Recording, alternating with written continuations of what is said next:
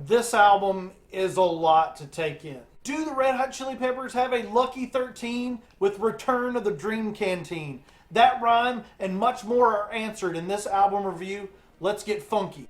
Tip of My Tongue brings back the funkiest memories of Californication with the weird and sensual lyrics from the earliest of the Peppers batches.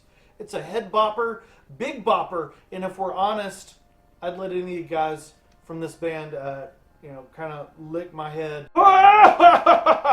Peace and Love keeps the funk turned up to 47,012 as opposed to 11. But if I had to compare this to another Chili Peppers album, I'd lovingly say this is one that sounds like Jupiter and Mars, my lovely man, or woman. This is some gorgeous melody with enough bite that is evidence that the Chili Peppers are nowhere near close to finished with their career. Peace and Love, my subs. Reach Out starts out really mellow with some interesting things in Anthony Kiedis' vocal delivery, but then blasts into outer space with a heavy metal anthem riff. It's musically smart and fresh, and it's a good take for the band's sound that's been around since the 80s. John Frusciante is changing up his signature sound, and I would never recognize this as a John Frusciante riff in this metal horror show of architecture. It gets stranger and stranger as it goes by, which is another plus for this song. By the Way starts off... Wait, this isn't By the Way. This is Eddie, and as I swim deeper into this Dream Canteen that has returned after an undetermined amount of time, I still stand by my idea that the Red Hot Chili Peppers have done no wrong since 1999. Now, Blink-182 have been lost since then, but that's okay. Hot darn! This song sounds like a blazing fire within my cold, dead soul. This is the updated version of By the Way. Eddie. Weirdness stretches to the song titles on the next one, called Fake as F-U at K. Despite the goofy as heck title, it's a saccharine tune that's lovable and huggable and real, like Fugazi. The album does begin to feel a little bit bloated at this point as we hear Kiedis singing about Bella. I assume that Bella is a dog. I'm sorry if you're a human, Bella, or if you are a human named Bella, but there's just so many. There's so many Chihuahuas and wiener dogs named Bella. Maybe that's just me. I just don't know what to do with this information, so I'm going to leave it here on Earth with you weirdos. Bella's not a bad song, but other than the raucous, freak out metal riffage on Reach Out, this album is super mellow.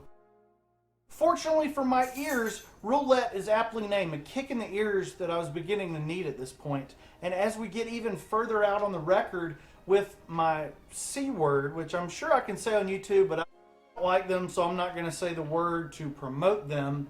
Synthesizers and gorillas-like armatures sprout from Flea's blowhole as stargazing flat moonwort tip utter the cow brain and the sprocket of the linear flow of the master plan of the precious boys, girls, flow mater, goatees, and zipper flowers. Afterlife is fun with some evil crackling before we get back into the flowing river of warm and fuzzy balladry and typical Red Hot Chili Peppers shenanigans. It's good. It's life on the run. Take from the river, give to the ocean. They give us more than enough.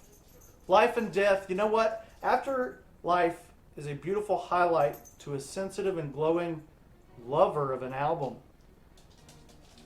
And this album's turning me on. Cut, cut, cut, cut, cut. Have you ever wanted the Red Hot Chili Peppers to name themselves more within their songs? Shoot me a like in the comment section by means of a smashed like button and subscribe button, please. Here we come. Here we come. Here come the Chihuahuas. Return of the Dream Canteen brings back the Chili Peppers' love of geography as if it ever left. I haven't counted the California references on this record yet. That city surely deserves it. You know what? I think New Orleans probably deserves more songs than California's. And yeah, New Orleans needs about it. Drummers need more songs written about them. And troubadours certainly do. Grins and Smiles is a song that goes a long way to prove this is a happy record. Bag of Grins cranks up the rockage just a little bit, but we're still flowing down kind of a stoned river. La times 15, or whatever the next song is called, it reaches into my real life narrative. As I order a Happy Meal, Anthony Kiedis is singing about Happy Meals, and we all want to taste Happy Meals, I suppose.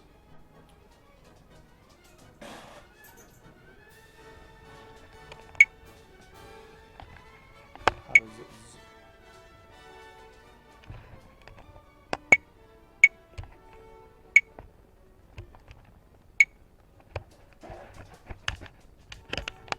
While about the same length as its sister album, Dream Canteen does feel quite a bit longer than Unlimited Love. The band recorded 50 songs at the same time and took the best 34, building two different kinds of creatures from the parts. Whatever the results is a well-balanced love and a canteen where everyone drinking there is some kind of stoned out of their mind or happy, and they're kind of both of those things to the point where they don't have a heck of a lot to say. They just kind of crank up their synthesizers and their guitars and drums and bop to the beat of a very happy and sensual kind of creature that's running their lives. And they're on their own, and it's strange, but it's wonderful. It does have its merits, but the biggest negative is how it can start to drag in points on the record. That being said, there is not a bad song out of the bunch. There's 17 tracks here, and they're all pretty good. Bella is perhaps my least favorite. It's kind of a bit of a bug-eyed chihuahua, but that's not really an insult there. Reach Out and Afterlife are the songs that grabbed my soul the hardest and kind of had fun with me on first listen, so I know that I'll love those forever. I've got a crush on them right now. For Return of the Dream Canteen, the Chili Peppers deliver a solid but bloated album that receives a score of 4.7 out of 5. Check out my other YouTube videos because that's what I'm required to say here. Do robots, be funky, and cover yourself in silver spray paint.